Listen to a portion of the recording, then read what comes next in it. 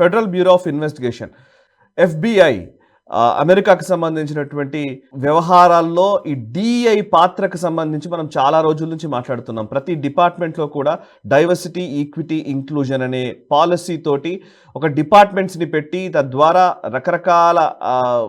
రకరకాలుగా చెప్పాలంటే సొసైటీని కొలాప్స్ చేసే విధంగా అనేక ప్రయత్నాలు జరుగుతున్నాయి. DEI గురించి మనం చాలాసార్లు వ్యవహరించాం కాబట్టి ఇప్పుడు FBI వాళ్ళ పరిధిలో ఉన్నటువంటి DEI డిపార్ట్మెంట్ని క్లోజ్ చేస్తూ నిర్ణయం తీసుకుంది, దాన్ని మొత్తానికి షట్ డౌన్ చేస్తూ. సో ఇది ఒక నిర్ణయం అవ్వగానే ఇమీడియట్లీ ఇప్పుడు డొనాల్డ్ ట్రంప్ దాని గురించి ఒక ప్లాట్ఫామ్లో మాట్లాడుతూ ఆయన చేసిన వ్యాఖ్య ఏంటంటే, ఇది ఎప్పుడో చేయవలసింది పని ఇప్పటి వరకు చేయలేదు, కానీ ఇప్పుడు FBIలో ఈ DEI నుంచి ఉన్నటువంటి ఫైల్స్ని వాటన్నిటినీ కూడా ప్రిజర్వ్ చేయాలని నేను కోరుతూ ఉన్నాను. ఎందుకంటే ఇప్పుడు కరెక్ట్గా ఇనాగ్రేషన్కి ముందే ఇది క్లోజ్ చేశారు అని అంటే వాళ్ళ కరప్షన్ని కప్పిపుచ్చడానికి, అందులో జరిగినటువంటి అవినీతి బయటకు రాకుండా ఉండడానికి చేసే ఒక ప్రయత్నమా అని కూడా ఆయన మాట్లాడినట్టుగా తెలుస్తోంది. సో ఈ FBI DEI పాలసీ నుంచి బయటకు రావడాన్ని లేదా ఆ డిపార్ట్మెంట్ని క్లోజ్ చేయడాన్ని ఎట్లా అర్థం చేసుకోవాలి అండ్ జరుగుతున్న పరిణామాల గురించి వివరిస్తారు. అండ్ కొన్ని యూనివర్సిటీలు మనం గ్లోబల్ రౌండప్లో చాలాసార్లు డిస్కస్ చేస్తూనే ఉన్నాం, చాలామంది ఈ DEIని తీసేస్తున్నారు, కార్పొరేట్స్ చాలామంది పక్కన పెడుతున్న సందర్భాలు ఉన్నాయి. కరెక్ట్. ఇది యాక్చువల్గా చూస్తే కనుక మనకు ప్రభుత్వ రంగంలో ఉన్నటువంటి ఒక సంస్థ, ఒక డివిజన్, ఒక అవయవం ఈ DEIని తిరస్కరించడం ఫస్ట్ FBIలోనే జరిగింది. ఇది ఫస్ట్ జరిగింది. అంటే ఈ యొక్క పరిణామం ప్రభుత్వ రంగానికి సంబంధించి నంబర్ 1 ఫస్ట్ జరిగినటువంటి పరిణామం. సరే, ఇందాక నువ్వు అన్నట్లు యూనివర్సిటీస్ కావచ్చు లేదా మనకు ప్రైవేట్ రంగ సంస్థలు కావచ్చు, చాలా మంది దీని నుంచి వెనక్కు వెళ్ళిపోతున్నారు. DEI నుంచి వెనక్కి వెళ్ళిపోతున్నారు. DEI అన్నది అప్పట్లో ఈ లెఫ్టిస్ట్ కబాల్ ఎవరైతే ఉన్నారో, కంప్లీట్ లెఫ్టిస్ట్ భావజాలం ఉన్నటువంటి లెఫ్టిస్ట్ సమాజాన్ని స్థాపించాలి అనుకున్నటువంటి వాళ్ళు దీన్ని వాడుతున్నారు. DEI అంటే మన దేశంలో రిజర్వేషన్స్ కింద మనం భావించవచ్చు. అంటే అర్హత ఉన్నా లేకపోయినా ఒక పర్టికులర్ వర్గానికి చెందినటువంటి వ్యక్తి కాబట్టి నీకు నేను దీంట్లో ఉద్యోగం ఇస్తాను అనేటువంటిది పరిస్థితి అన్నమాట.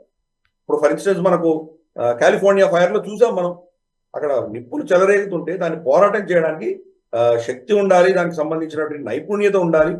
అది కాకుండా ఈ DEI పేరిట స్త్రీలను తీసుకోవడము, ట్రాన్స్జెండర్లను తీసుకోవడము, వాళ్ళకి శక్తి ఉందా లేదా దానికి సంబంధం లేకుండా ఇటువంటి వాళ్ళని రిక్రూట్ చేస్తే ఏమైందో మనం చూసాం.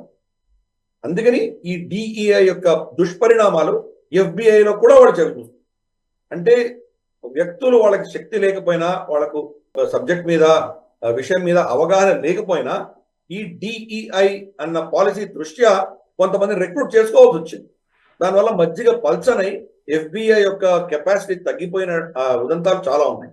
అందుకని ఇప్పుడు ఫైనల్ గా వాళ్ళు నిర్ణయించుకుంది ఏంటంటే ఈ DEIని తీసేద్దాము.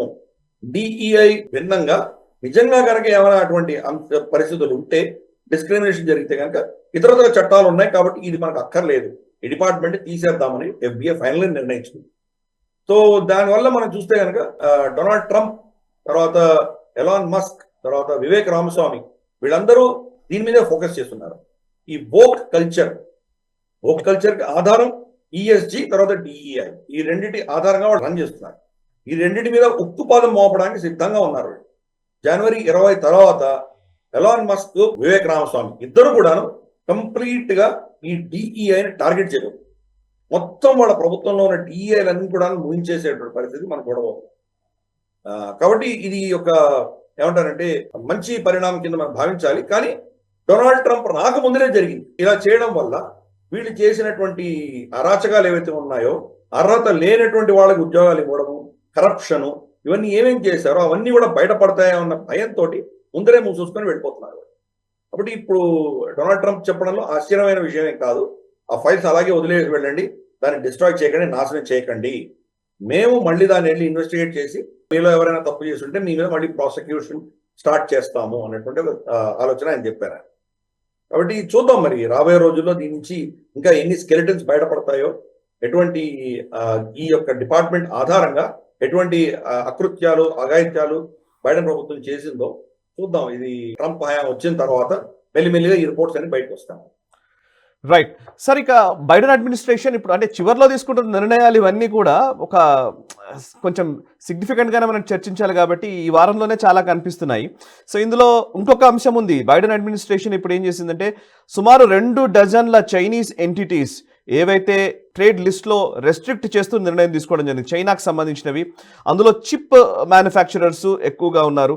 ఈ చిప్స్కి సంబంధించి చైనా అమెరికాని అధిగమించకుండా చేసే ఒక ప్రయత్నంలో భాగంగా ఇది జరిగిందా, లేకపోతే ఇంకా ఏవైనా అంశాలు ఉన్నాయా? ఇప్పుడు జిపు ఏఐ కావచ్చు, సోఫ్గో కావచ్చు, ఇట్లాంటి కంపెనీస్ చాలా చైనీస్ కంపెనీస్కి సంబంధించి వాటిని ఇప్పుడు ట్రేడ్ లిస్ట్లో రెస్ట్రిక్ట్ చేస్తూ యుఎస్ బైడెన్ అడ్మినిస్ట్రేషన్ నిర్ణయం తీసుకోవడాన్ని ఎట్లా అర్థం చేసుకోవాలి? కొంచెం వివరాలు చెప్పండి సార్. మనకు ఇప్పుడు రాబోయే బహుశా కొన్ని దశకాలు ఆర్టిఫిషియల్ ఇంటెలిజెన్స్ ఆధారంగానే మొత్తం మానవాళి ఉండబోతాం. కరెక్ట్. కాబట్టి ఆర్టిఫిషియల్ ఇంటెలిజెన్స్ అనేది చాలా చాలా కీలకం. కరెక్ట్. ఆర్టిఫిషియల్ ఇంటెలిజెన్స్ శక్తి పుంజుకోవాలి అంటే కనుక, ఇంకా చాలా పవర్ఫుల్ ఆర్టిఫిషియల్ ఇంటెలిజెన్స్ సొల్యూషన్స్ రావాలి అంటే కనుక చిప్స్ ఏవైతే మైక్రో చిప్స్ ఉంటాయో వాటి సైజ్ తగ్గుతూ వెళ్ళాలి.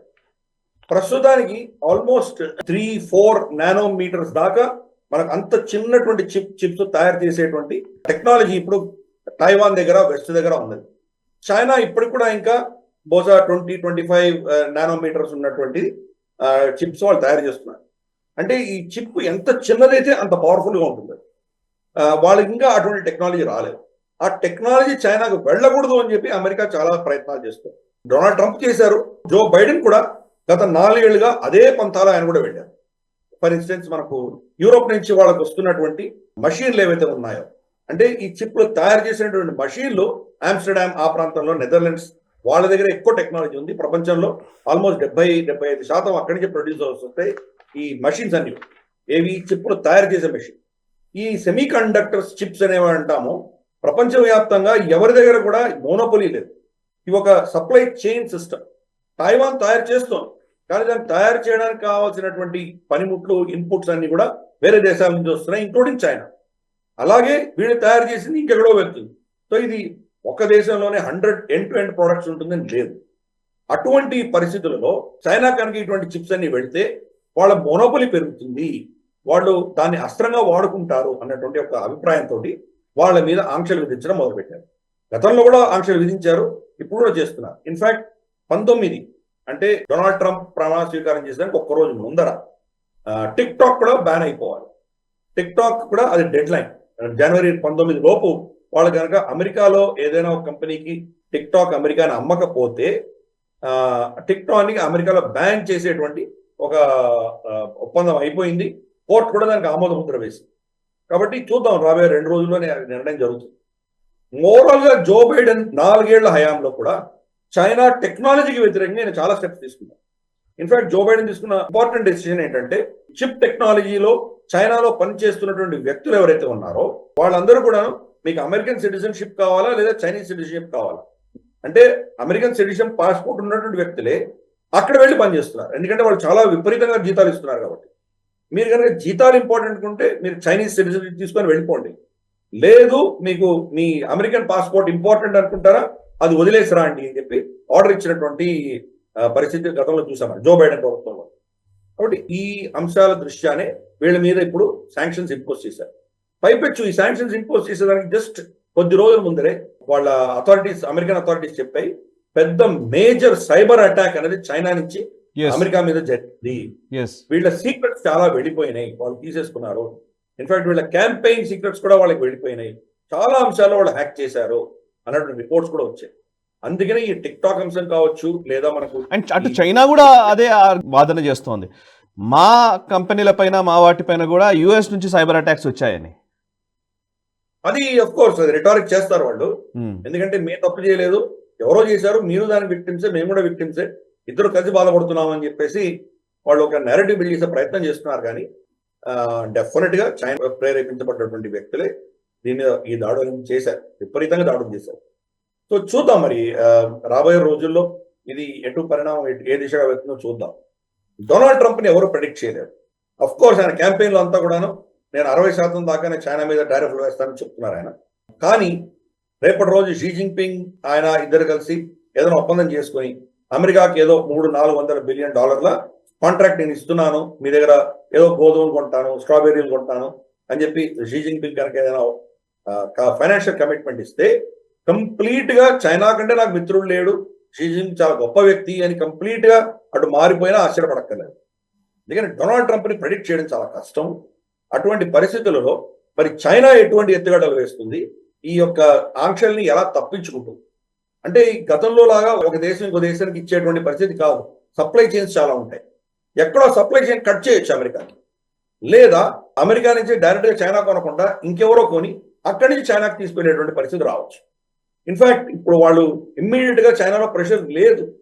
వాళ్ళకి 4 నానోమీటర్స్ తర్వాత మనకు అంతకంటే తక్కువ ఉన్నటువంటి చిప్లన్నీ కూడా వాళ్ళ దగ్గర సఫిషియెంట్ నంబర్స్ ఉన్నాయి. చైనాలో ఆల్రెడీ స్మగిల్ చేసి తీసేసుకున్నారు. ప్రపంచవ్యాప్తంగా స్మగ్లింగ్ చేసి వాళ్ళ దగ్గర దాని స్టాక్ పెట్టుకున్నారు వాళ్ళు ఆల్రెడీ. కాబట్టి బహుశా ఒక సంవత్సరం దాకా వాళ్ళు తట్టుకోగలరు. ఈ సంవత్సరం లోపల ఏదో ఒక సొల్యూషన్ వస్తుంది, డొనాల్డ్ ట్రంప్నే కోరుకుందాం అన్నటువంటి ఒక ఆలోచన వాళ్ళకు ఉండొచ్చు. కాబట్టి ఈ ఆంక్షలు ఇవన్నీ ఈ యొక్క ప్రక్రియ ఇప్పుడు జరుగుతున్నది. ఎదురు శాంక్షన్స్ వేసుకుంటున్నారు. అల్టిమేట్ గా దీనివల్ల టెక్నాలజీ అనేది మీరు ఆపలేరు. మీరు మన భారతదేశంలో కూడా చూసామా, మన న్యూక్లియర్ టెస్ట్ అయిపోయిన తర్వాత మన మీద ఎన్ని ఆంక్షలు విధించారు. మనం ఏమైనా ఆగామా? క్రయోజెనిక్ టెక్నాలజీ ఆపేశారు. ఇప్పుడు మనం ఇంటర్నేషనల్ స్పేస్ స్టేషన్ తయారడానికి సిద్ధపడుతున్నాం మనం. కాబట్టి శాంక్షన్స్ రెజీమ్ అన్నది టెంపరీగా కొన్ని రోజులు మాత్రమే పనిచేస్తుంది. దీర్ఘకాలీనంగా మనం చూసామంటే కనుక దీనికి ప్రత్యామ్నాయాలు తీసుకొచ్చి దాన్ని ఏదో విధంగా కంప్లీట్ గా నిర్వీర్యం చేసేటువంటి ప్రయత్నాలు చేస్తారు. రష్యా మీద కూడా ఇన్ని ఆంక్షలు విధించినా రష్యా ఏమైంది? వాళ్ళ ఎకానమీ ఫాస్టెస్ట్ గ్రోయింగ్ ఎకానమీ. వాళ్ళ రూబుల్ డాలర్ కి వ్యతిరేకంగా చూస్తే కనుక చాలా శక్తి పుంజుకుంది అది వాళ్ళ రూబుల్. కాబట్టి శాంక్షన్స్ కి ఒక పరమావధి ఉంటుంది, లిమిట్స్ ఉంటుంది. ఆ లిమిట్ కంటే ఎక్కువ కనుక మీరు శాంక్షన్స్ వేస్తే దానివల్ల మీకు ఏమి లాభం ఉండదు. చూద్దాం మరి ఇప్పుడు ఈయన ఇచ్చినటువంటి శాంక్షన్స్, ఈయన చేస్తున్నటువంటి చర్యలని డొనాల్డ్ ట్రంప్ ఏ మేరకు ముందుకు తీసుకెళ్తారో, ట్రంప్ వచ్చిన తర్వాత కానీ మనం చెప్పలేము. చూద్దాం, అది వచ్చినప్పుడు మనం దాన్ని కూడా విశ్లేషించుకుందాం. ఈ వీడియో మీకు నచ్చినట్టయితే లైక్ చేయండి, 10 మందికి షేర్ చేయండి. అలాగే కామెంట్ల రూపంలో మీ అభిప్రాయాలను మాతో పంచుకోండి. Nationalist hub group of channels ను సబ్స్క్రైబ్ చేసుకుని తెలుగునాట జాతీయవాద జర్నలిజాన్ని ప్రోత్సహించండి. ఈ వీడియో కింద ఉన్న బెల్ ఐకాన్ పై క్లిక్ చేయడం మర్చిపోవద్దు.